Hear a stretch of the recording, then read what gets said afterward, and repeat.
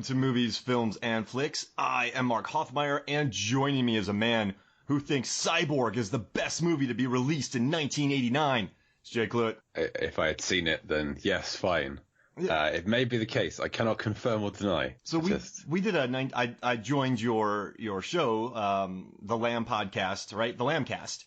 The large association of movie blogs, and I joined it, and you picked Cyborg #1 for your 1989 draft in the first round. You're confusing me with yourself, Mark. Oh, I threw a wrench into that poor draft because people were going for some weird picks. And to be fair, the wrench was thrown in from the first pick when another guy called Mark picked Ghostbusters 2 as the first film off the board. Yeah. Which I think was an odd choice. It's not a bad film, but it's an odd choice. And then you followed it up with Cyborg as the second pick off it. Meaning that I had the fifth pick and I got Indiana Jones and the Last Crusade, which to me is pick #1. Everything went out the window. And then everyone's like, what movie are you going to pick next? I was like, Kiki's Delivery Service. And everyone's like, what? You picked a good film. What happened? Amongst your Cyborg and Kickboxer and Halloween 5. And Tango and Cash. Tango and Cash, yeah. Now, don't get me started on impassioned arguments about Halloween 5. I'll get going. I never made it that far into the franchise. So. I believe it was Richard. So if you listen to it, you just go to the Lambcast, you look for the 1989 draft. I went on this long speech about Halloween 5, and I believe it was Richard who went, I've never thought about it like that. It was Tank, I think. Oh, Tank. Oh, my bad. Sorry. But yeah, he's like, I never thought about it like that. Wow. Like, I changed his life. Yeah. Oh, yeah. Tank's a big horror guy, a big fan of the Halloween franchise. So he works for Fright Rags. Get a plug in there for him. So he spends a lot of his time thinking about horror and thinking about the Halloween franchise. So I'm thinking if it's something even he hasn't thought about, then it's a unique perspective you have brought to the world, Mark, as you always do. Hey, I wanted to geek out and tell him I own an Ernest Scared Stupid Fright Rags shirt, but I didn't do it. Next time. Yeah. I'll bring him on for Halloween 5. I'm sure he'd love to talk about it. I'll just talk about Halloween 5 every year. I'll just do the same 52 movies once a year. Okay. That'd be amazing. I'll join you every July for Deep Blue Sea. Dude, no, I'm doing one next year, so you're on. You're set, dude. It's a date. I got to talk to you about that off mic. I got a project for you. Oh, okay, sweet. I'll do it. All right, so I have so much to talk to you about, man. Well, I can link this to the previous discussion in that we had a 1999 draft a couple of years ago, and I got Deep Blue Sea on my team in the 5th round. Oh. It made it through so many people not picking it, and I got it, and I don't think I won somehow, despite having Deep Blue Sea and Office Space and Election and Lock, Stock and Two Smoking Barrels. I would have voted for that in an instant. I can't remember who won. It may have been me. I don't know. It's been a long time, but I think I should have won by like a huge margin. Oh, wow. We just did an election pot. That's a great list, man. You just blew my mind. And Magnolia, Dogma. You make me want to draft normally. Okay, thank you. But I'm not. You make me want to put some thought into what I'm actually picking. No, I put a lot of thought. You should see my notes, dude. I had like 30 movies. People think I'm off the cuff on these, but I really go deep into this to come up with weird stuff. So like I guess I put thought into not put thought into it. It's just the fact that your back-to-back picks for 2 Jean-Claude Van Damme films at the start is what I think threw everything off a little bit. You took Roadhouse in the 2nd round, correct? Yes, I did. That was going to be my second pick. So wow. So you actually took that. So I was like, you know what? JCVD. Back to back. So you did. I was going to go all down a line. I was going to do like Red Scorpion with Dolph Lundgren, Tango and Cash. I was going to do Roadhouse. I was going to do this really like action-oriented one, but it all went out the window, and I had my backups. So then that's why Halloween 5 and Kiki's got drafted. Delivery Service. Yeah. I had them all, man. I'm telling you, I had a big like 6-foot by 4-foot whiteboard I was staring at. Yeah, pins and string all across your room. Yeah, I mean, you guys had to wait a lot for me, but still. Well, it's a fun show. I edit those bits out. All right, so I got a lot to talk to you about. Do you know the comedian Mitch Hedberg? Yes. So you know that bit when he says like, I hold the microphone string together, and then when I drop it, a lot comes out. Many jokes come out at once. Yeah. Yeah, that's what I got for this movie. Because at the time of when this comes out on the 28th, you'll see 2 articles on Movies, Films, and Flicks, an article on Rotten Tomatoes, and I don't know. I might write more. I'm crazy. So a bunch of stuff is going to come out, but I know this movie. I know everything I know things about this movie the director doesn't know about it. I'm pretty sure. Well, it's been I think Renny Harlin's had a tough life at times, so I'd be surprised if he remembers everything he's ever done. I tell you what, though, I love listening to this commentary on this, and Sam Jackson's on it, and Sam Jackson's just making fun of Michael Rappaport the whole time. And Sam Jackson said he just took it. Yeah. No, he's like, Michael has no idea what's going on. He's like, he's just staring at a screen. He's like, people are talking smart, and he's pretending like he understands, but he has no clue. And then he talked about playing golf, and he said that there was a lot of accident, like Renny Harlin just put his actors through it. And the production designer put down linoleum floors, so everyone was slipping all over the place. So Renny was pissed about that. Everyone, or just Thomas Jane? Yeah, Thomas Jane was. But you watch it, he's on those linoleum floors, so he had a very hard time standing. So he but just how come everyone else is okay? Because he's Action Man. He's you know. Let's see. Sam Jackson was calling him like Captain Tom or something like that. And I read a review where someone called him a bionic stud muffin. Not going to disagree. But all right, the beginning of this movie, I always hated it. What do you think about the beginning of Deep Blue Sea? Well, when they the boat that gets attacked. Yeah, the bikini-clad appetizers. It is very generic 90s noughts horror movie of get some bikinis in, threaten their lives, and no one dies, which is a surprising way of approaching it. They all just get chucked into the water. But it doesn't set you up for the rest of the film. I think that's what I really like about Deep Blue Sea. Deep Blue Sea kind of, it sets things up and then pivots. It surprises you. So you think the opening scene, all these people are going to get killed by a shark, and those bikinis are probably going to fall off at some point. It doesn't do that. It sets up the threat, and then it kind of takes it away from you, which later on, it will not really set up a threat, and then it will kill Sam Jackson. Oh, it's so good. I do think, hear me out, that shark didn't want to kill them. That shark escaped to test the Aquatica's response time and to see if they're being tracked. So it escaped. I like it. Carter Blake. Carter Blake, I love that name, by the way. Yeah. He found it immediately, right? And that thing got two tranquilizers in it, and it couldn't pull the boat. So it was faking it. It just said, I want to know how long it takes and what the response is. So when that happened, the Gen 1 shark comes back, talks to the other Gen 1 shark and the Gen 2 shark and says, listen, it took 43 minutes. I bumped some people, and they fell. So now that's going to get them news. Because these things understand cameras. They understand flooding, of strategic flooding. So they can communicate. And so you're saying that this shark is Steve McQueen from The Great Escape? Yes, it is. And it gets caught. Well, that's a perfect one because it gets caught. Yeah, he escapes to plan out a map of the routes and then gets caught on purpose to come back and give the map to everyone back again. It's no Andy Dufresne. There's no Andy Dufresne. So but he got out and stayed out. Yeah, Morgan Freeman is not joining this shark. But this shark, I don't think it wanted to kill them because in this movie, the two Gen 1 sharks, they never kill anybody. One of them eats Franklin's head, right? And the other one attacks LL Cool J. But it could have eaten LL Cool J, but instead it ate the bird, right? And then it let him jump over him. It slowed down, but it didn't expect that it would get blown up. The other one, I think, had wanted to kill Dr. Susan McAllister in her office. And it's crazy because that shark had been waiting in her office. And earlier in the film, when she was dealing with her research, I'm talking your ear off, I'm sorry. No, please go. I love this film, Mark, and I love listening to you talk about this film. So just talk. I'll sit here and listen. It's fine. So she turns around and the shark swims away. So that shark then saw where her research is. Then later on, that shark is waiting in her room. She walks into her room, closes the door. It could have ran up on her and killed her at any moment. She goes to her locker, which the shark couldn't have gotten open. She gets her data, and that's when the shark attacks. Do you think the shark wanted the data? Yes. I don't think to create more sharks like him?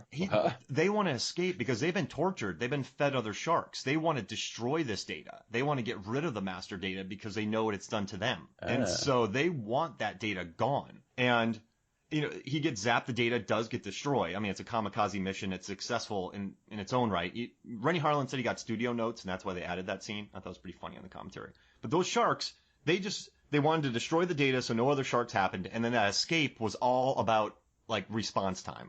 What do you think about that? So what they say at the end when what does a £40,000 makeover is dreaming about. It's the deep blue sea. It's not. They're dreaming about death. They just want to die, but also make sure that no other sharks suffer the same fate. Yes, I like it. So the whole herding them, they kind of want vengeance against people that have been torturing them, but they also want to die themselves and prevent it from happening again in the future. I like it.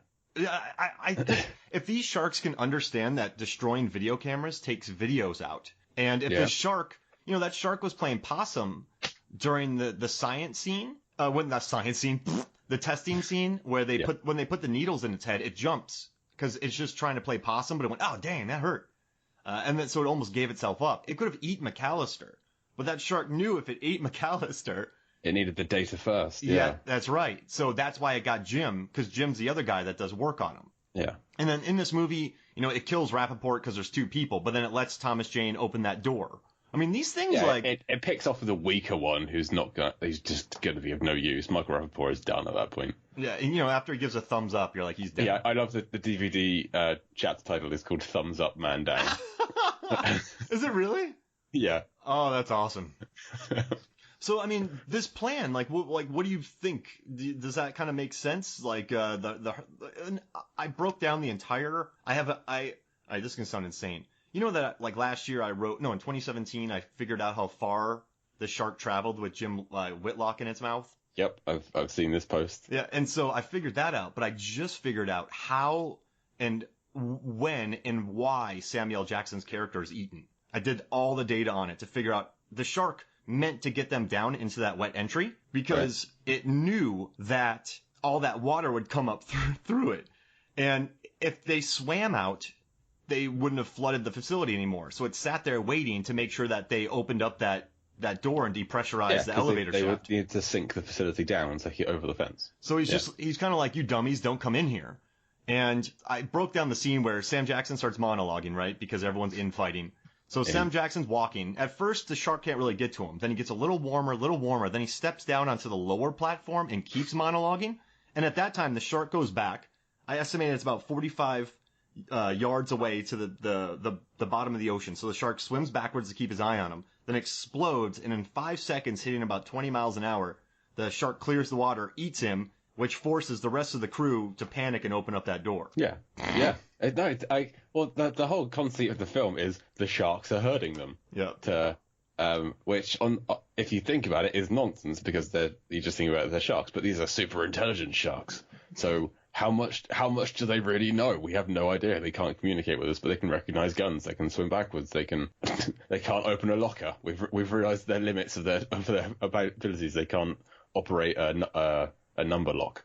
Yeah. But yeah, I like this theory, Mark. It's kind of taking the intelligence and going even further. I mean, this is like a Kaiser Soze-esque plan. Yeah, they just want to see like a preacher dropping a coffee mug at the end of the film. And it's shattering and just looking around.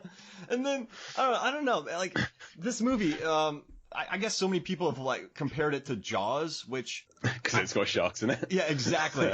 I know they find the license plate. End of comparison. And then Renny Harlin, that the deaths match the Jaws deaths, right? Yeah, how the first one gets blown up, second one gets electrocuted, and the third one gets blown up. Yeah. Just like in this one. And then so Harlan planned on that. He made the animatronic shark that's like 8,000 pounds, has a Thor's 1,000 horsepower engine, and can swim 30 miles an hour in a remote control car.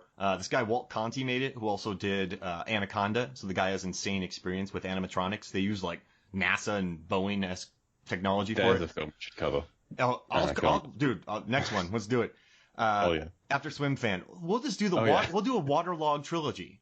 Water horror. What do you think? Yeah, we make it a quartet and chuck Waterworld on the end. Actually, don't. Okay, I can't. I don't think I could deal with that. No, just be a whole hour talking about the jet ski scene at the end. Oh my gosh, which I love. But why don't those giant sea monsters eat the jet skiers? How Kevin Costner just hands a rope to somebody, a rope, not a bungee. He's in a helicopter or a balloon or something. He hands a rope and said, "Tie this on." Jumps off the side of whatever it is he's on. So that person then is tied on. He plummets. He saves somebody from the water and bounces back up. But it's a rope. It's not a bungee. It's a rope. Costner. And then the three jet skis all just hit each other and explode. It's the pinnacle of 90s action climaxes. What a gnarly movie to work on, too. Jeez Louise, with all the salt water and budget going over. Yeah. Well, yeah. And that's why Renny Harlin is so brilliant? Because they went to the Baja Fox Studios where Titanic had just filmed, and they knew they didn't want to shoot out on the ocean because of corrosion, waves, inclement weather. So they were able to control everything in Fox's Baja Studios that was used. They got a good rate because they needed to fill it because Titanic, nothing else was going there. And because of that, they were able to get a ton of sharks footage. They didn't have to worry about the ocean or mechanical sharks breaking down. So Harlan and the producers were very smart, man. They learned from Waterworld. They learned from Jaws. They kind of ripped off, well, not kind of ripped, they ripped off Jurassic Park. I mean, they kill Sam Jackson in surprising ways, right? There's a storm. There's genetic testing. There's a lot of, this is basically Jurassic Park at sea, because it's, as you say, genetic testing on animals or that have been around since the time of the dinosaurs. It's a skeleton crew because there's a storm, so everyone's leaving the island. There's a big storm which they can't get out. People die one by one. Kitchen action scene. Kitchen action. One of the best kitchen action scenes. There's a limb loss. Sam Jackson loses a limb. Stellan skateboard loses a limb. Yeah. There's a helicopter at one point. Yeah. There's a lot of similarities. I started breaking down the similarities, and I was like, oh crap. But then I thought about it. There's no kids in this one, so there's a step above Jurassic Park in that way. And it's R-rated too, right? It just goes for it. Yeah. And no one gets eaten on the toilet, which is a shame. And it doesn't. Oh, that'd be amazing. Jeez, imagine that. That's my possible hole in your theory of the sharks. Is why do they go after Preacher? Well, I mean, Preachers they respect Preacher. They like Preacher. Like he's not responsible for it. I get they have to flood that stairwell, but they could just flood it and then leave him alone. Well, they just wanted to chase him to open up other doors. Yeah, I suppose he needs to be there to save them later on, to help them up their shaft. They're coming up. This is like a huge plan. I'm telling you, dude, Kaiser Soze. Been months in the planning. But, okay, here's the thing. The plan relies on the winch in the helicopter breaking. Alright, so the thing is, the sharks couldn't have broken that. I have a feeling the shark was about to jump out of the water because Mako sharks have been known to clear 12 feet. And these are genetically modified sharks. So I think the shark was about to do it. And because you didn't see it. So I think it went all the way down and was getting ready to jump up to take it with it. I was actually watching videos of Mako sharks jump, and it's insane. It was about to do it, and then it dropped and went, hell yeah. Phew, I can save me some swimming.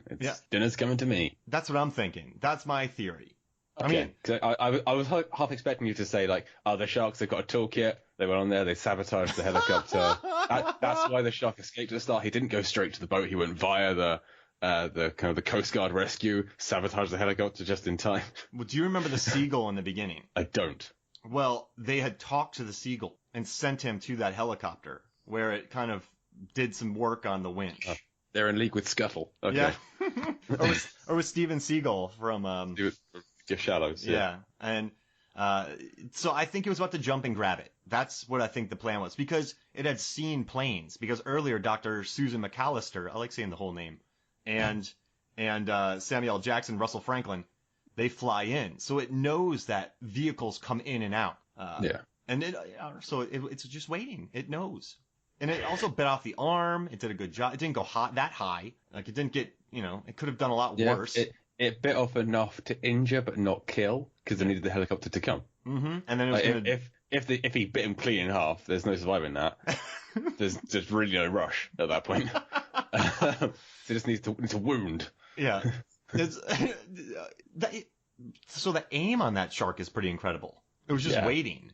And it would have done it, I think. If anything, it just would have whacked somebody with its tail, or it would have broke somebody's bones. It was going to hurt somebody in there. It just happened to be Jim. Yeah, I'm Jim. I'm God Whitlock. He has just a gnarly death. Of horror movie deaths, his is horrendous. Like the Saw movies really ripped off this. I'm joking, but I mean, he gets his arm bit off, he gets dragged, he has oxygen tank on his mouth. So he's going to be alive underwater. And then he's used to crack the thing where he had just come from. That's a great death. Like, that's...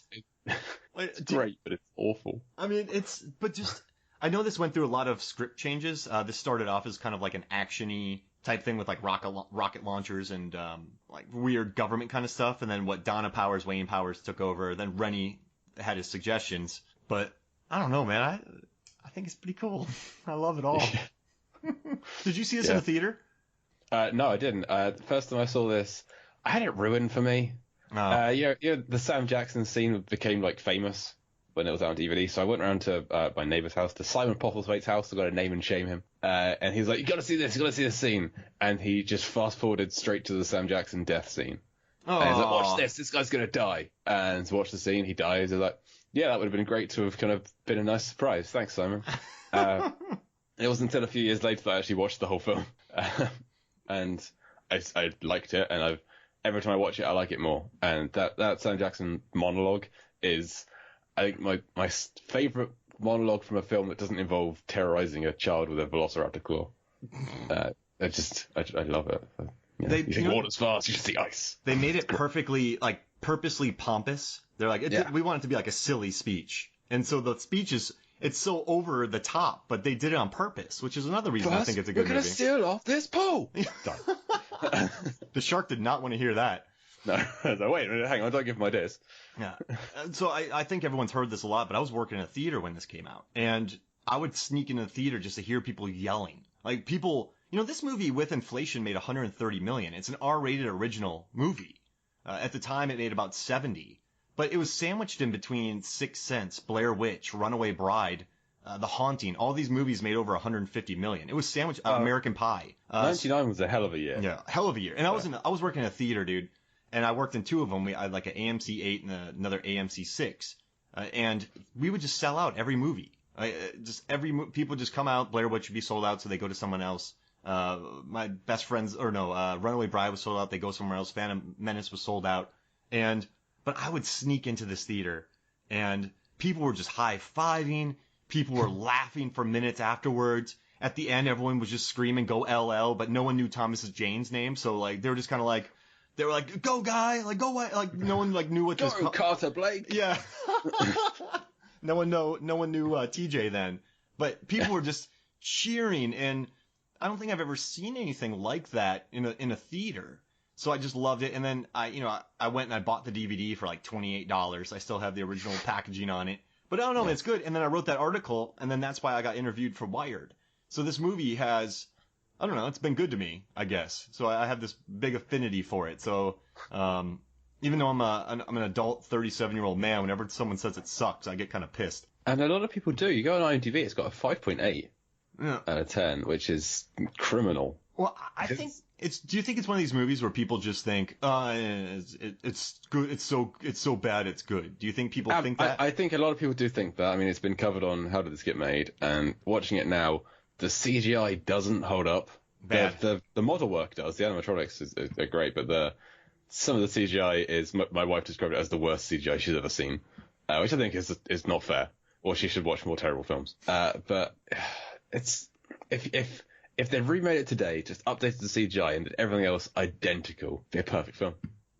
Like, no changes required. I just think the perception of it, right? But you read all these lists and everyone loves Samuel L. Jackson's death. I mean, everyone, and I don't know, it has some big supporters. Stephen King said it's one of the best horror films he's seen since 99. Brian Ebert loved it as well. Yeah, Ebert. He was awesome. He's like, it keeps you guessing. And Brian Raftery for Wired said it was the best shark movie. But he said Jaws is more of like a human movie, and it's unfair to put Jaws in so I'm writing an article where what's the best shark movie that's not Jaws? Because if you do a list, yeah, exactly. If you do a list, I don't even know what would be second. And this. Well, do you want me to tell you? Maybe. Do you want me to tell you what I did? What did you do? All right, so I knew any list with Jaws, right, is going to be. You just have, like, if you have a shark movie list and Jaws isn't number one, it's a waste of time, right? Because you're just trying to make a cheeky point. The guy on Finding Nemo. There we go. That's 1 second. Is that a shark movie? There's sharks in it. Yeah. See, I'm doing like shark movie. I suppose Shark Tale is more of a shark movie, but that's a terrible shark movie. Yeah, live action shark movies. Okay. And so what I did was I got Jaws 2, Jaws 3D, Jaws Revenge, Deep Blue Sea, The Reef, Bait 3D, Open Water, The Shallows, 47 Meters Down, which has a great flare scene, by the way, Meg, and Shark Night. And I set up 9 categories: Rotten Tomatoes score, Metacritic score, IMDb score, domestic box office, the amount of sharks, how many are in it, the kill count, how many people do the sharks kill. I'm not counting sharks. Is he Sharks. counting birds? I didn't count the bird, but that's a kill. Like you should. That's a kill. And I had shark screen time, and then best shark, and then best kill. So I noticed you skipped the Sharknado franchise. Yeah, I kind of did theatrical because I needed box office. That's absolutely fine. And if any of those films were to win, then I wouldn't be okay with that. Yeah, they're terrible. And they have Dolph Lundgren in it, and he's not front kicking a shark, so it's just a waste of time. Does he front kick a dolphin? He eats a dolphin. Okay. Like the clone from Multiplicity. The Michael Keaton clone. So the movie with the lowest amount of points wins, right?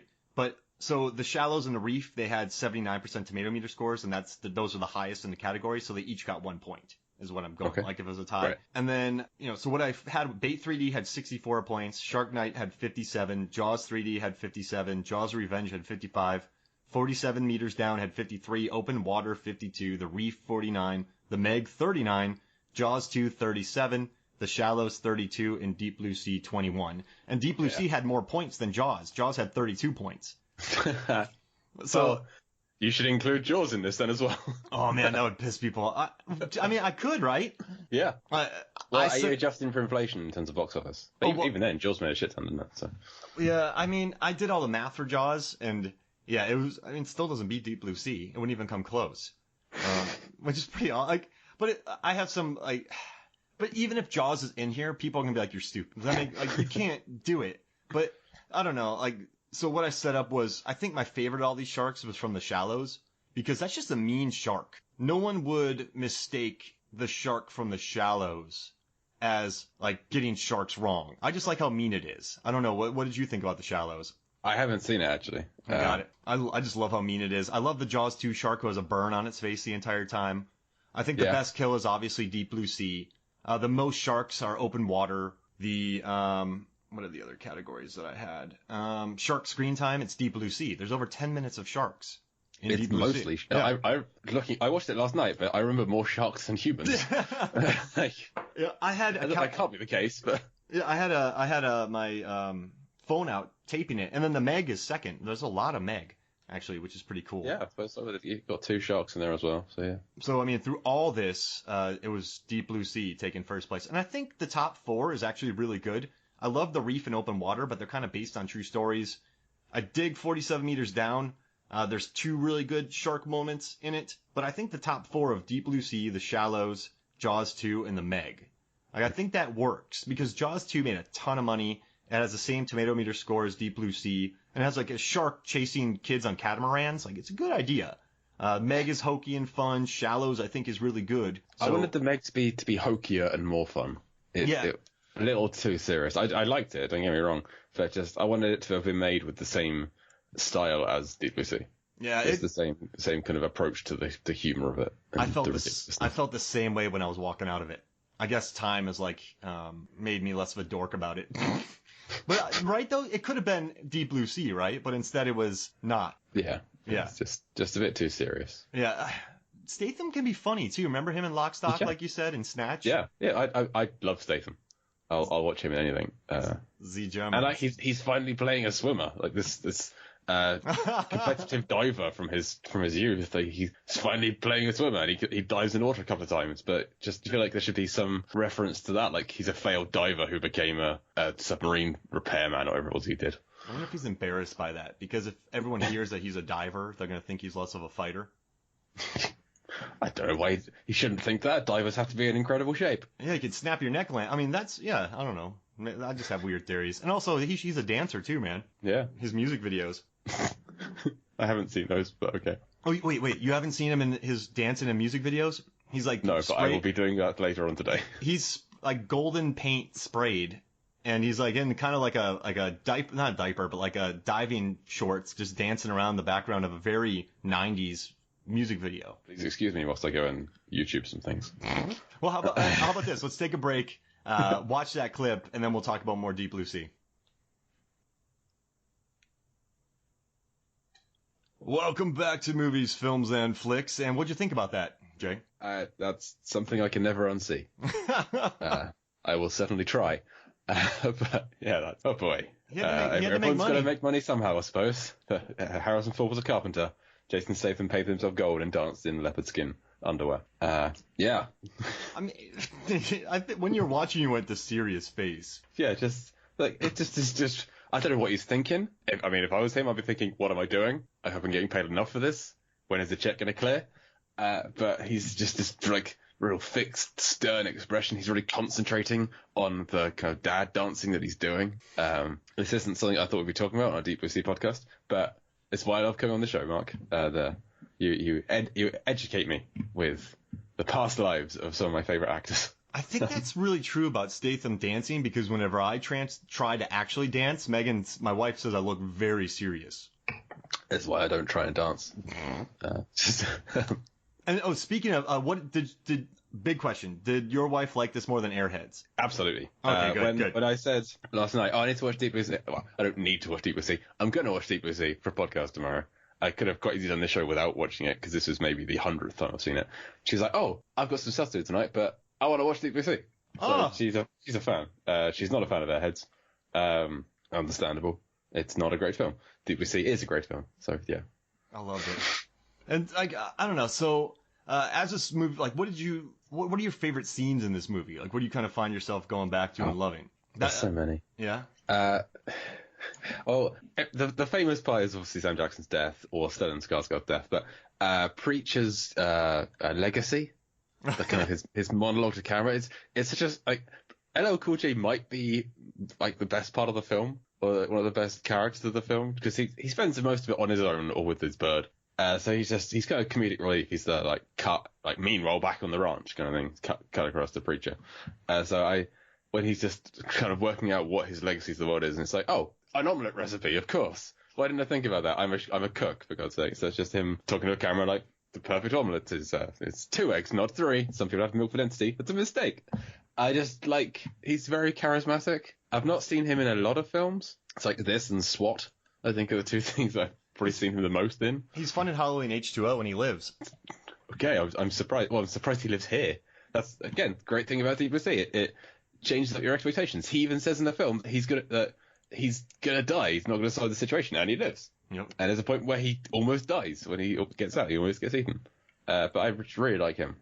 Just wandering around, drinking wine, looking at Playboys, fighting sharks, like that. Continually sinning, and then being reprimanded for his sinning by God. I'm sorry. I'll stop drinking. Sorry, this is a message. I love that. And then the kitchen fight. I mean, that's another very inventive thing. The bird gets eaten, then he gets into an oven, and it gets turned on. Like, that's... The sharks can operate. I think that was intentional. Yeah. The shark turning the oven on. Yeah, the shark could have killed him earlier, too. Like, I think it was just like, come on, man. Like, get out of here. So, maybe that shark wasn't, like, part of the overall plan. He was just tagging along, having fun. Like, they didn't need him. The other 2 sharks didn't need him. It was like, Keith, just go over there and just go have fun, do what you want. And he's like, I'm going to dick around with the Preacher. The Preacher's not part of the plan, right? Yeah, mine? Okay, I'm just going to go dick around with him. So he's just having fun. And, Keith died. That happens. He's like the Bill Paxton of the group. Like the villain Bill Paxton in the 80s. Yeah. Does that make sense? Yeah, he's Chet. Yeah. Oh my gosh. If he was part of the plan, he'd have ruined it, he'd have screwed something up. So you just go over there and kind of have fun. Wow. He is the Chet from Weird Science of the group. That's amazing. That is awesome. And also, does he have the same laugh, though? That's the problem. Oh my gosh. Oh, I wish he had a buzz cut. But that's funny, man. So he's just running amok. And you know what happened? But remember in the movie they said that Carter Blake had given the Gen 2 shark the dose of the serum 24 hours earlier. So the Gen 2 is Bradley Cooper from Limitless, and the other 2 are smart, very, very, very smart, but they're kind of Chet, and they both fail, actually. Well, one of them succeeds. So it's kind of, there's just a very clear hierarchy here, isn't there? Yeah. The Gen 2 is obviously at the top. Then it's got the one who gets electrocuted as his kind of second in command. And then there's Keith. Who do you think, what's the second one's name? Jorge, I think. I like that. Yeah. Good. I mean, it gets the job done. Yeah, right? Yeah. And Jorge can hang out with Meg. I guess I'll call it Meg, right? The main one. Yeah, Meg even shares Russell Franklin with him. Yeah. Which one gets Scoggins? That's Meg. Yeah, that's Meg. Yeah. That's another real gnarly death of like getting bitten in half and the legs just still twitching. Oh, I love that. I mean, Still just like kicking in the water. the CGI's bad, but it's still fun. Yeah. It's fun, yeah. No, I've been reading something here. I've read a couple. There's some articles on Medium, right? And they go really deep into playing God and scientists and everything. And there's articles that say that Dr. Susan McAllister is the bad guy because I can understand that. So she does lie. Carter tells her, "Hey, this is a problem." She lets the shark go. I mean, she didn't the Harvard genetics pack. In Chimera policy. They're breaking Chimera policy. But she wants to cure Alzheimer's, and she does. So she does create super smart prisoner sharks, but she cures Alzheimer's. Yeah, intention was good. Yeah. So she, yeah. And she makes a speech in the beginning about her dad. She makes a speech to Ronnie Cox. Yep. Who doesn't have a line. Is on screen for like 15 seconds. What? In all of your research, why is it Ronnie Cox? Maybe he owed Harlan a favor. He didn't say anything about it in the commentary. I just find it so. Every time I watch it, it's like, oh yeah, that is Ronnie Cox. What is he doing here? Do you think it's him before Total Recall? Wait, he's in Total Recall, right? Yes, yeah. Quaylen. No. Yeah, Quaylen. Yeah. I always go RoboCop with Ronnie Cox. Oh yeah. Verhoeven acolyte. Yes. And Beverly Hills Cop as well. Ooh, he had some hits. Deliverance. Oh yeah. Jeez, Ronnie Cox, man. Let's do an actor studio on him, and I'll just talk about this movie again. He's got 145 credits to his name, apparently. Jeez Louise. I think we've listed the 4 that I've seen. Do you think that she's a bad guy in this, Dr. Susan McAllister? I think if you had to pick somebody out of the humans, then she is top of the list. But from the point of view of the people who get killed, then absolutely, 'cause she's the reason why they're kind of running, screaming from these giant, super intelligent sharks. But I think had I been in her position, I don't think I would have acted differently. I like to think I would have done the same thing. Maybe told some more people. It wasn't just her, because Jim was in on it as well. Mm-hmm. I don't like the speech that starts with Ronnie Cox where she's saying like every time her dad forgot her mum had died because he had Alzheimer's, and every time she explained it to him, she'd watch his heart break again. Stop explaining it to him. Yeah. It's always frustrating. I know you probably don't want to lie to your dad, but just say she's popped out. Yeah. She'll come back. Just sorry to bring a more depressing note to the podcast. She doesn't think about other people, kind of. She kind of is very driven towards one goal, so maybe that's been it. Does that make sense? She's not very empathetic. Yeah, she's a very cold. Is she British? I think she's British. That makes sense. I can say that. She's a very kind of cold presence. So apparently she and Carter have some kind of Carter wants to go on a date with her. I don't know why. Yeah. She's the least human of the people. Maybe she's one of the few female people on the Aquatica, perhaps. She's just using him, pretty much, right? She hires him because he's a criminal who won't ask questions. That bonding scene between Carter and Russell and Sam Jackson is like, you're the man, right? Man's got a file. He's just assuming that he's got a criminal record. Yeah. And they bond over their shared prison experiences. Like, this is a very weird scene. Yeah, he was fishing, right? Wasn't he saying, yeah, I went cave diving, touristy thing? Isn't that what he got in trouble for, Carter Blake? Stealing? Smuggling. Smuggling. Yeah, he did 2 years for smuggling. Oh no, sorry, that's what Franklin did, 2 years of smuggling. I can't remember what Carter was in for. But I just find that a very odd scene, just you must have been to prison, right? Yep. best friends then? Why do you say that, racist? Oh, man. What does Carter Blake say about it? It's simple. I just keep my head, or it's easy. I'm like, how is the job easy? He has to mount sharks and ride them. Yeah, it's very difficult. Look at it. It's very impressive what he does. I certainly couldn't do it. I'm not a great swimmer. Even if I was, no, thank you. The original cut. He acts as bait for himself to turn around and then take on the shark. It's not he's bait for somebody else to do it. He is the bait, and also he is the person who's going to catch the shark in one go. That's insane. Couldn't he just wait for the shark as opposed to playing bait? Yeah, probably. He could just go over there, cut his hand a little bit, shark come over, done. Carter Blake. It's Carter Blake, man. That's how he rolls. That's how he rolls, yeah. I like saying everyone's name in this movie, just full name. Carter Blake, Sherman Dudley, Jim Whitlock, Susan McAllister. Yeah. Janice Higgins. Dude, she gets a gnarly death, dude. I really like her death. Her death is kind of underrated. Just it's really well shot. The way that where she's like reaching out of the water and then goes back and then comes back up in the exact same pose, but now in a shark. It's it's very well done. So Renny Harlin wanted to go back to the cliffhanger kind of vibe. He it was like a homage to Cliffhanger when he was hanging like that and he dropped the lady. But then Cracked read an article and they're like, why didn't she just climb up the ladder? So the whole time she's waiting for him to go into the middle when there's a ladder right next to her. So that kind of killed me. I was like, oh man. She's panicking. Yeah, you're right. I mean, just the giant shark right below her. I mean, the shark was doing laps in that little tiny elevator shaft thing. Yeah. So if she were to swim to the side, she'd swim into the shark probably. I mean, hindsight, right? Yeah. And it's a fun cliffhanger. And in the shot, dude, they weren't thinking about ladders. I love this. Just the shark is like between her legs, pushing her up in the air. It's crazy. Like that's a gnarly death right there, man. Yeah. And then like after that.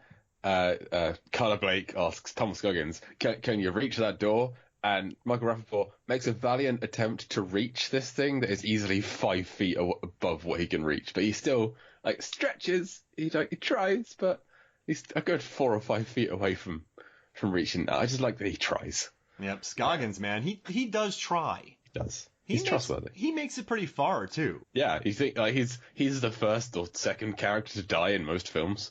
Yeah, probably. Especially if he's being played by Michael Rappaport. But the Scog made it pretty far. Scoggins, man. Tom Scoggins. I don't think there's ever been a character name that hasn't met the actor more. Imagine meeting Michael Rappaport, and instead of Michael Rappaport is perfect for Michael Rappaport, but he's like, yeah, Tom Scoggins.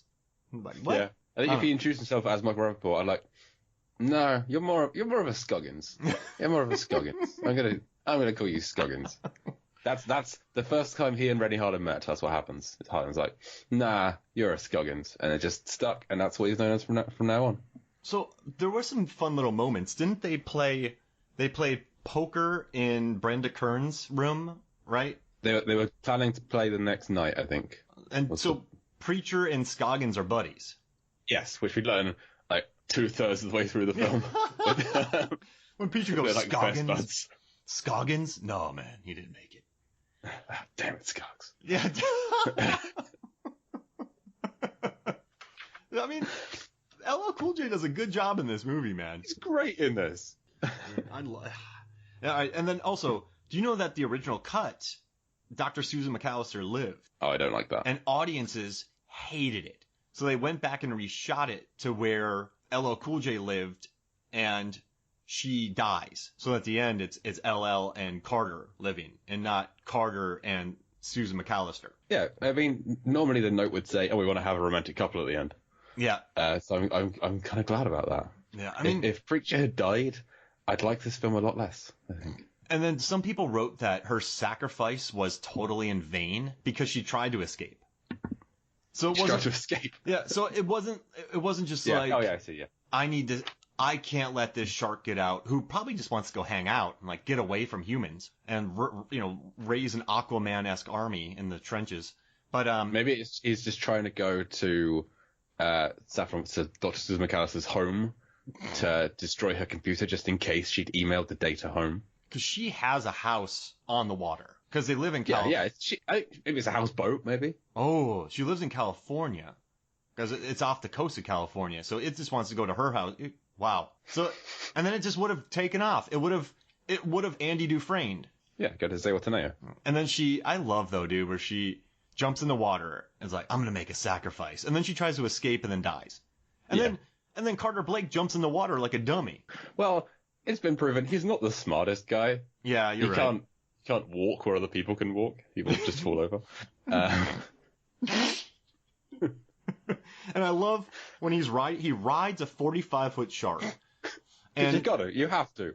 I mean, if you're in that situation, you're going to ride the shark. And the shark takes him on a ride, which I love, which really helps with the geography of the place. And then LL shoots him through the fin right into his leg. It's funny though. That's a funny. Whoever came up with that idea, like it's a good moment. Just tags him right in the leg. I love that. And then he can't get off, obviously, but he's ripped off when the shark goes through the fence. Yep. That has got to be severely painful. And it wasn't bleeding when he pulls himself up. I don't know how. He's a bionic stud muffin, man. It got him in the metal leg. That's how. It's a prosthetic. Maybe he's like those new Terminators that are like human. It's all nanobots. All right, now, what do you think about this movie influencing like Jurassic World and Rise of the Planet of the Apes? Do you think those movies, Jurassic World, right? You have shark in it. Well, they the sharks eating other sharks, right? Remember they're feeding. It's got the mosasaur eating the great white. Yeah, and then it has the surprise death there, but it also has them lying about the genetics of them. Oh yeah, well we didn't tell you that they're part lizard and they can go, blend into their surroundings. They're part human. Yeah. And so they lie about that, right? There's a Carter Blake in there who's Chris Pratt. He has a will they won't they with like the lady there. He's kind of brash. She doesn't know if she likes him or not. Bryce Dallas Howard. Yeah. You have the really rich owner guy who gets killed, right? The guy's in a helicopter. He gets killed. Russell Franklin gets killed. I think Irfan Khan. Yeah. Yeah. There's something there. And then I'm not looking this up. This is memory. That was a good one. And then Rise of the Planet of the Apes. John Lithgow's character has Alzheimer's, and they make these creatures smarter, and they escape. And they do. They rise to the planet of the apes. Yeah. I can see the link more with the Alzheimer's link of Planet of the Apes. I don't know what the original backstory is to the 60s Planet of the Apes. It's been a long time since I've seen that. If that's mentioned at all. But yeah, that's could be coincidence, but I think there's valid points there.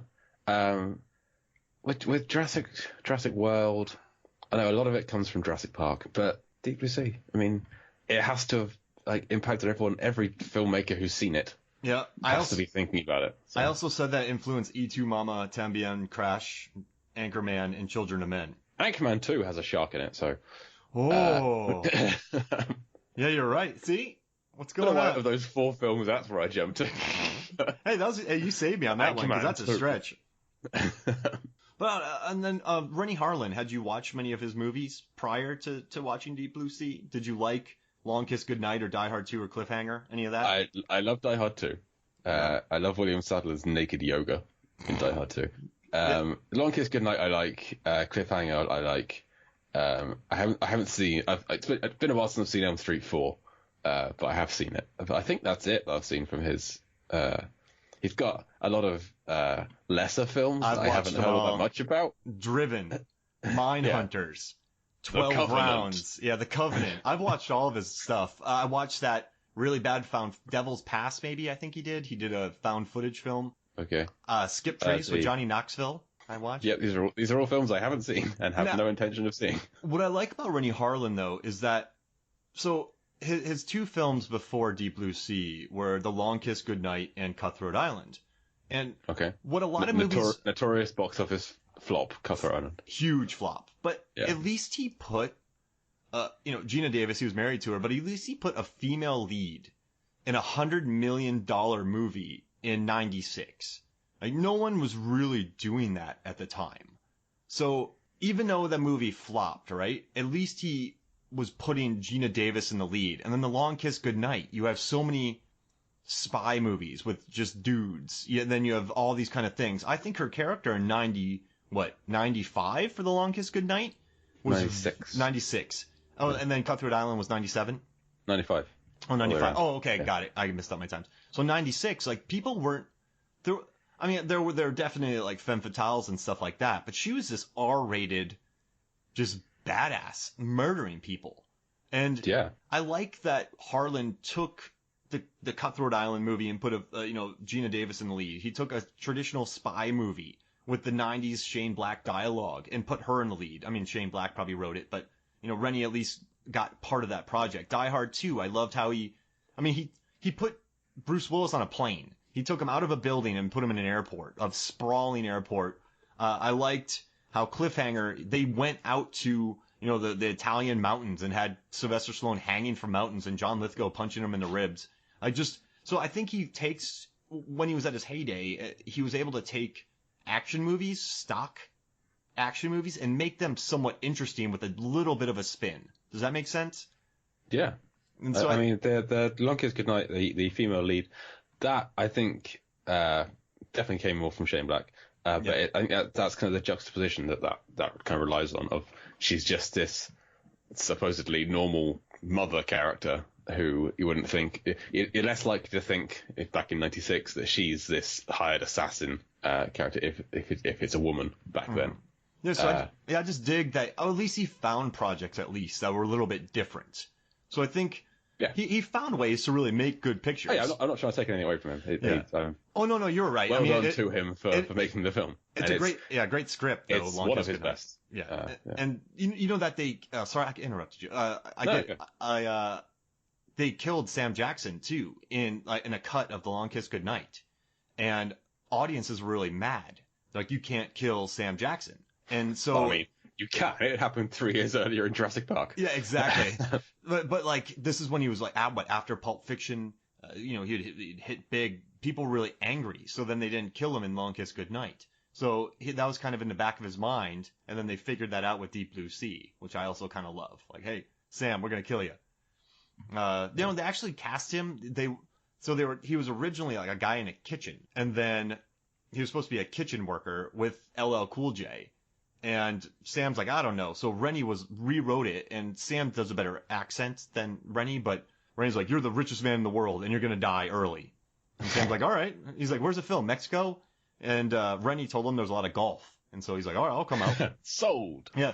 And during the commentary, Sam Jackson's like, you'll notice that everyone's in this shot. And then they cut to my reaction shots. He's like, we shot all my reaction shots in one day. Then I was playing golf while all these guys were on set. Nice. Yeah, it was... Like, on The West Wing, apparently Dooley Hill would always try and be like on the very edge of a shot or just out of shot. So he would do far less work than everybody else.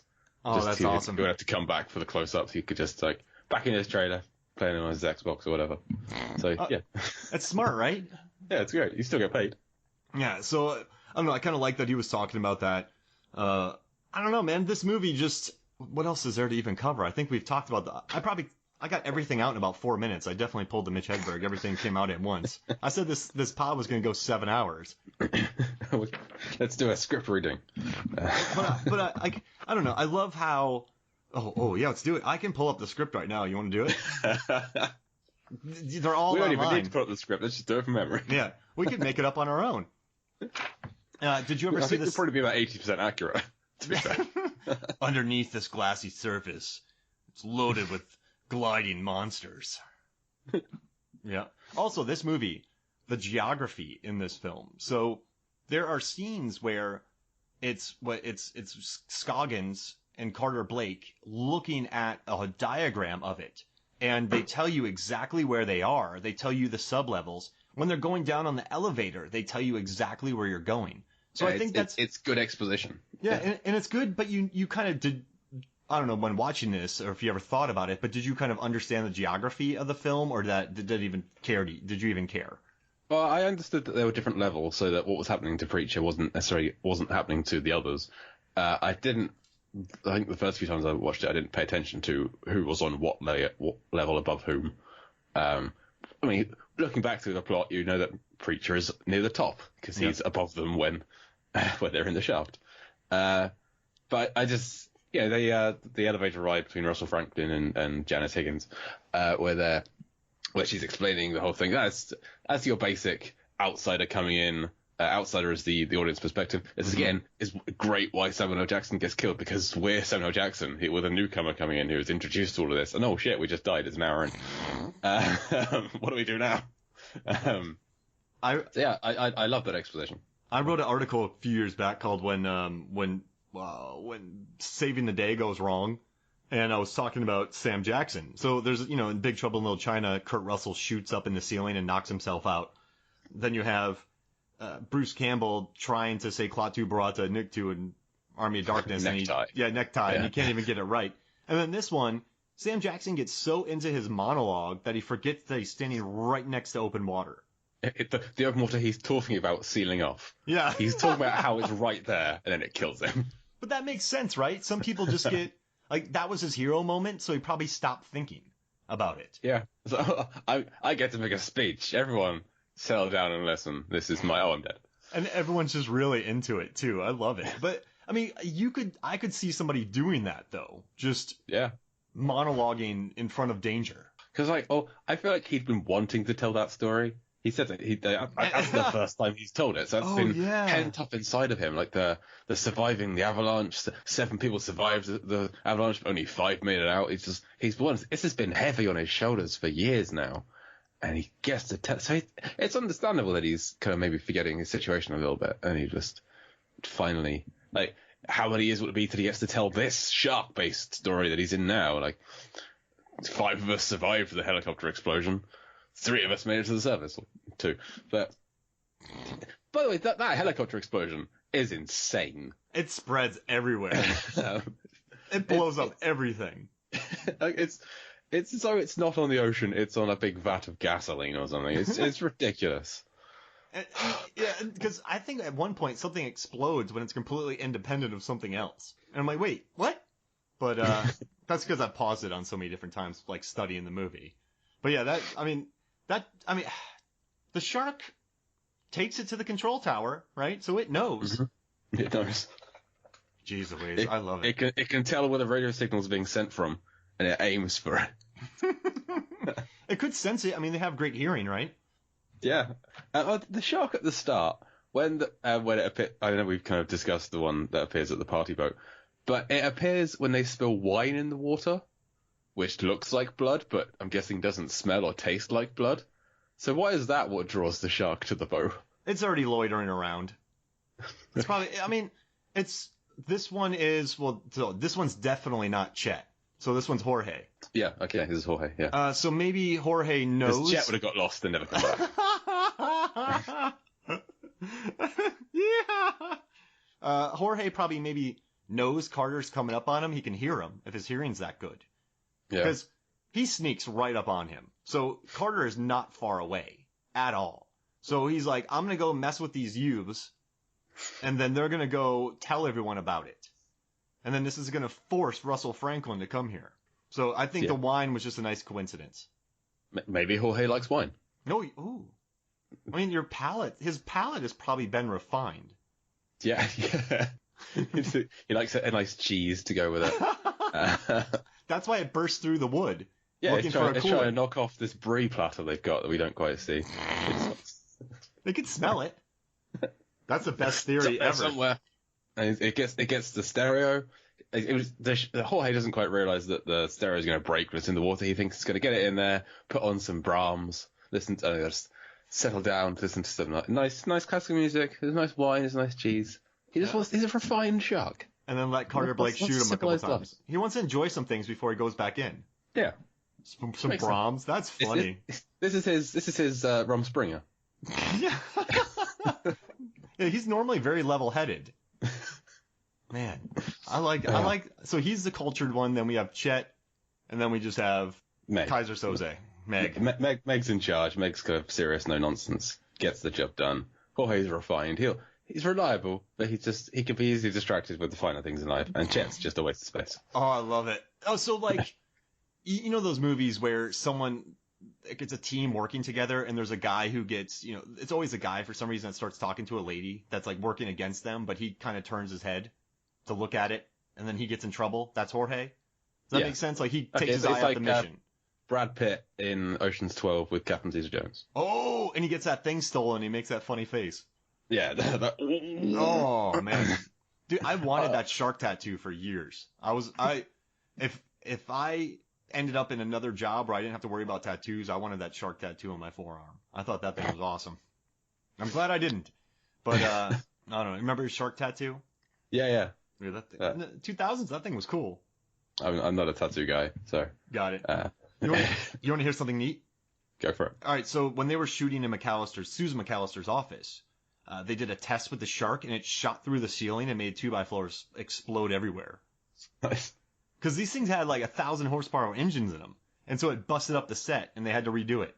Didn't they make it like slightly longer than the Jaws shark? Yeah, like 26 feet. Yeah, but so they had a 26-footer playing a 45-footer. But the changes, these sharks change size. Yes. They made 4.5 total sharks, animatronic sharks, but There are times Where's the half a shark? I want the half a shark. I don't want the S. I just want the half. When that shark ate Sam Jackson, it is a whale, like the size of it. You know what I mean? Like that thing that's a fat shark. But then there's other times where it's pretty streamlined. So they do fluctuate in size. I have one sentence about that in one of my articles, just to admit it to other people. And I also said that Colin Trevorrow should give Renny Harlin a thanks for borrowing everything from Jurassic Park, or from Deep Blue Sea. I wonder if that'll actually make the article. But I don't know what else is in here. Anything else let's see. I mean, we haven't mentioned the end credits song. Oh, Deepest Bluest? Deepest Bluest, my hat is like a shark's fin. I mean, that's a great song. And I watched the making of the video on MTV. And they had like an hour-long episode about how they made that video. Oh my Christ. But have you seen it? I've seen the video, but not the making of. I love that LL Cool J turns into a shark. It's just him looking awesome. Yeah. I love this. All right, so we were joking around about reading it, and so I'm going to do it anyway, but I'm going to do it earnestly, and I'm not going to like try to put any brie and brom on it. I'm just going to do it. So, my hat is like a shark's fin. Deepest bluest, my hat is like a shark's fin. We all know that. Man-made terror, hungry jaws of death. Y'all don't cross my depths. I'll pause your breaths. I caused you to sink down 40,000 leagues, bleeding to death with no arms and short sleeves. My world's deep blue, killers gotta eat too, looking for human fresh flesh to rip my teeth through.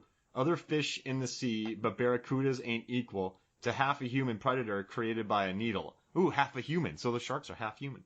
Jet black eyes, baby, they stare while you sleep. When your Titanic sinks, I'm the one you're gonna meet. Hearing terrified screams, they surround my team. All you see is trails of blood, even God won't intervene. Nightmares of darkness, my appetite is heartless. Even if we related, you eliminated regardless. Wait, hang on. Stop. Like, even if they're related, like if the shark is related to the human? Well, he is half human. But in a way that they're related? I love that I just said it like that. Oh, they are half human. Which half? Yeah. Well, I mean... Is it like in Water? Goblet of Fire? When Victor Crumb takes that potion that turns his front half into a shark? Yeah, I would say. His back half is human. Yeah, there we go. So, I mean, if that happened to his friend, he's still going to kill him. Okay. Jeez Louise. In the deep blue underwater walls, half man, half shark, my jaws don't fall. Wait. Sorry. Our Father who art in heaven, hallowed be thy name. Killers sworn to beasts, swallowed them in flames. They switch my DNA, trip me into Cool J. I can't fight the feeling. I'm born to kill prey. There are a lot of lyrics to this song. Yeah, it keeps going. To survive an attack, there's only one way. Battle to the death. That's how sharks play. Weapons left behind. We duel 'em with the mind. You blind cripple or crazy. You're real easy to find. You blind cripple. Wait, we're dueling with our mind? He's in a movie called Mindhunters later with Renny Harlin. Do you think that's a coincidence? I haven't seen it. I'd like to. With Christian Slater and the guy from Band of Brothers. You should watch it, man. The guy from Band of Brothers. Yeah, the guy with the hair. And the guy Tim from Fight Club. Not who I'm thinking of. Damian Lewis? Ron Livingston? Oh, okay. Yeah, Damian Lewis is the guy from... That's who I was thinking of, but he doesn't appear to be in Mindhunters. It's another guy. He's the guy from Fight Club who's the first recruit that tells Angel Face that his hair is too blonde. Johnny Lee Miller? No. Oh. Wait, Johnny Lee Miller? He's in it. Johnny Lee Miller's in Mindhunters? Yeah. Oh my goodness. And Clifton Collins Jr., apparently. What? This cast is stacked. Alright, wait, here, I gotta get his name. But no, alright. So, you know in Fight Club, right? Yeah. When the guy's yelling at Jared Leto about... wanted to destroy something beautiful. Yeah, and he's like, you're too blonde. He's the first recruit to go to the house. Yeah. Do you remember him? Yeah. Alright. Oh, Eon Bailey. Okay. The guy with the hair. I'm surprised you didn't get that. I have never heard that name before. The guy with the... You recognize him. You click on that. All right, look, here we go. I clicked on it. I do not recognize him. All right. Struggling to flow with hemorrhages in your throat. Getting the lap dance while I smash through your boat. Eat your whole fam. Nothing left but a right hand. clinging to a rail, escape attempts fail. You'll never make it. That's a reference to the Meg when they use Rainn Wilson and there's just a hand left. Yeah. Oh, I bet you that's Meg's homage to Deep Blue Sea. Gotta be. You'll never make it home. Tear the flesh off your bone. Walking in undercurrents is a danger zone. I'm talking death at a moment's notice. You wasn't focused. Me and my crew strike like some underwater locusts. This keeps going. These waters are waist level. The hallway's flooded. Lost your scuba gear. The killer's cold-blooded. His name's LL. You don't really want it. I ate your ancestors. The ocean is haunted. What the hell? That's amazing. Yeah. That's like Ghost Ship. Oh, Ghost Ship. Oh, hell yeah. Pirates of the Caribbean ripped this off. Like the ocean is haunted. Yeah. Oh my goodness. Sharks. Oh, Pirates 5. I went, ooh. I'm closing in because I'm supposed to win. How the cold steel feel when it froze your chin. Should have stayed on dry land. Stroke while you can. Because now under pressure in the land of the damned. Stroke while you can. Yeah. Okay. I mean, that's froze, stroke. What is that? That rhymes with something around. Supposed to win. Chin, can, damned. Oh, okay, I get it. Abandoned pirate ships, eels and sod scum, fish that glow in the dark, the Titanic's hub, underwater storms, your blood is so warm, your life vest is off and that turns me on. Killer for centuries, the Gotti of the deep, and then, hey, Travolta picture Gotti, stole that. Okay. Yeah.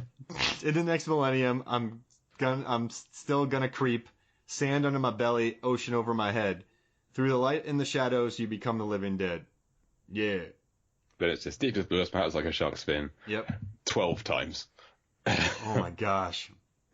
That's a great song, dude. It is a pretty good closing credits. That's so much better than Wild Wild West from '99. You take that back. No, it is much better. It makes Wild Wild West look tame, that song. Hey. Yeah. I mean, man, I wish I could have been in the... Oh, man, I love it. I wish I could... They filmed an entire documentary about the making of this video. I used to buy LL Cool J's. After this, I bought his album GOAT, Greatest of All Time, because I was such a big fan because of Deep Blue Sea. I started buying all his albums. I, to this day, have yet to own one or listen to one. Oh, man, buy them all right now. Okay. Well, this was... Dude, do we got anything else on here? We talked about all the deaths, right? I think we got them all. We didn't talk about Ida Totoro, but we talked about the tower exploding, so yeah. I mean, she's got some good dance moves. Yeah, this is a very religious film. Yeah, I mean, I know what Honest Trailers covered that. But yeah, just like, give me an amen. They all start saying amen at the end. He stabs a shark in the eye with what, that with his crucifix? Yeah, with his crucifix. And he's talking to God constantly. Yeah, I mean, I like, though, how I don't know, man, it's not... They don't do it. It's so unironic. Does that make sense? It's just very. Yeah, it's sincere. Yeah. Totally sincere. I mean, I guess if you have a preacher on your boat and you're going to battle sharks, he's going to start leading a prayer. Yeah, but then like he's going to adapt it to be like, carry a big stick, meanest motherfucker in the battle. Just like I don't remember that in the Bible, but okay. I mean, listen, man, you got sharks to fight. Yeah, one demon fish to go. Now, one thing that kind of messes with... Oh, gosh. One demon fish... I kind of messed up where they do attack the life preservers. Right. Smart sharks wouldn't attack life preservers, would they? Let's say at that point... do they care if the humans survive? They're trying out for vengeance. Maybe they just are confused. Like, we don't know the limits of their intelligence. Maybe they do think those are people. Yeah. So maybe that's just the one bit where the humans get a kind of a leg over. Yeah, you're right. You can be super smart and kind of dumb in some aspects. They are still sharks at that point. Yeah, but they understand that video cameras lead to TV screens where they can be monitored. And they recognize guns. Yeah. So, wait, do you think they saw the guns by watching people's TVs from the portholes? Yes, why not? Right? I think, what would they watch? I reckon Scoggins probably watches a lot of A-Team. Yeah, so it's 99, it's 99, right? So Seinfeld. But we need things with guns in it. Wait, Scoggins loves A-Team? Oh, there's so many guns. I reckon Scoggins would like to think of himself as being like a good action guy, but in reality he's not. Yeah. And so he probably watches the A-Team and thinks, yeah, I'm like these guys, I can do this. Oh, but in reality he just dies straight away. What Carter Blake doesn't really watch TV. I No, don't think. he doesn't have time. Jim Whitlock, he's just too busy calling himself God. Yeah. I bet Janice, they probably get like Ada Turturro, probably Brenda. They probably watch some stuff. We don't see a lot of the other. We don't see the Skeleton Crew. So there's like a a dozen or so more people who have regular movie marathons all the time. We just don't know about it. And the Sharks just watch. Yeah, just sit there, dreaming of the brie and the wine they could be having whilst they watch this film. Yeah. Do you think they play Shawshank Redemption like ironically to the Sharks? That's how they learned. That's what they got the plan from. They're playing that. They're playing Great Escape, for Fifi, for Jorge. Carter Blake would watch The Great Escape. Yeah, totally. Right? Absolutely. Yeah. I mean, it's a great film. Why wouldn't he? Yeah. He wants that turtleneck. The James Garner turtleneck. Oh, dear. That's a good tangent right there. So that's how they learned. Oh wow. I think this movie we changed it forever. It was always there.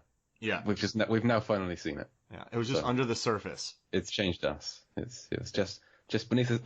It was just above the fences to sink the station low enough so we could get to it. Can we call ourselves gliding monsters now? I have been for years. Man, you're welcome to join me. We're honorary sharks. Yeah, that's awesome. All right, so hey, what movies are we gonna talk about next? We've got to get Swim Fan done. Yep. And Anaconda. I think is on the cards. Yeah. I like water horror. I mean, what do you think? Is that good? Do you think? Yeah, I'm up for that. All right, cool. So I want to do Swim Fan when you had plenty of time to watch it and you don't have to make other people watch it. Yeah. So let's do Anaconda first. Because that's probably more palatable for other people, correct? My wife will not watch Anaconda. Oh, what about Swim She Swim has Fan? a horrendous fear of snakes. Oh, okay. Maybe that might cure it, and maybe she'd be more afraid of John Voight. It won't. Okay. I guarantee. There's times in the past where she has seen a photo of a snake on her phone and thrown her phone across the room. Oh wow! This has happened several times. You know, when I was in college. Yesterday. Really? What kind of snake? I wasn't there. Oh, got it. That's funny. She was at work. I just threw her across the room. She would hate a documentary I worked on in college. I did a documentary about the pythons in the Everglades, and I learned how to catch pythons. So firefighters in Miami and police departments, they have to go through training programs to learn how to catch them in case they come across them. So we filmed the training session where a guy was teaching people how to catch pythons, and I learned. Apparently you can snap their necks pretty easily if you, so you grab the back of your head, you pick them up, they crap everywhere, so you have to be careful of that. Yeah. But you could, it's pretty easy to snap their necks. Just to let you know that, man. Yeah, good to know. I think if I were to tell my wife that story, we would never go to Miami. Fair enough. They just found a 14-footer with laying eggs in someone's crawl space. Oh, down in Miami. Yeah. But this thing, you can snap their necks, man. I'd rather not. What's more frightening, John Voight and his accent? It doesn't matter what you're going to say. It's John Voight. In Anaconda, in any case, or Anaconda. So if it's John Voight today, then it's probably going to be Anaconda, because I reckon I could take John Voight today. John Voight in Anaconda, pretty terrifying. They don't like Peruvian accent, Cajun Peruvian accent. But whatever accent that is, yeah, it varies. And also, this is good because we just talked about Eight-Legged Freaks, and Carrie Warner's in that, and she's an Anaconda as well. Nice. So I'm finding We talked about Deliverance earlier. Yep. That has John Voight in it. Holy mackerel. Jeez Louise. Oh, wait, LL Cool J. No, let's see. No, it's Ice Cube. Yeah. Yeah. Well, let's see if they were in a movie together. Wait. Chris Tucker. Wait, no. Chris Tucker was with Ice Cube in Friday, right? Ice Cube was with Vin Diesel in Triple X. That movie had Sam Jackson. What do you think? I don't know where you're going with this, but yep, fine. Sam Jackson's in Deep Blue Sea. Yeah, okay. 5 Degrees of Kevin Bacon. But I just did one with Ice Cube. Ice Cube. What do you think? Nailed it? Yeah. All right, it's time to go. We're starting to play. We're starting to be like Chet. I think that's dicking around with the preacher in occasion. That's my favorite visual I think I've ever heard. Is Chet? If they sent Chet, he never would have come back. Just got lost. Oh, and then I don't know if we got this on the pod, but earlier you said that Jaws is like one of your favorite movies. Yeah, I don't know how many times I've seen Jaws, but I've seen Deep Blue Sea at least twice as many times as I've seen Jaws. I wish that was like my high school yearbook quote. Man, that's perfect. I'm wearing a Jaws t-shirt now. I don't have a Deep Blue Sea t-shirt, but if I could find one, I'd have it. Oh, fright rags. Yeah. Oh, yeah, absolutely. I'll see what I got. Well, thanks for joining me, man. This was a lot of fun. I'm glad you came on and we got to talk about Deep Blue Sea. Thanks for having me. Have you seen the sequel? Oh, it doesn't exist. It's horrible. It's okay, stupid. I haven't seen it. The lighting scheme is terrible. Bland actors. It's just. It's not. I don't consider it a sequel at all. Okay, I won't track it down. Don't do it. It'll crush your soul. Makes me mad. I'm a 37-year-old man. I'm getting annoyed about Deep Blue Sea too. That's not good. Sorry. I'm going all Meg now. All right. So for me, Mark Hoffmeyer, for Jed Cluett, this is Movies, Films, and Flicks. Deep Blue Sea 2 does not exist.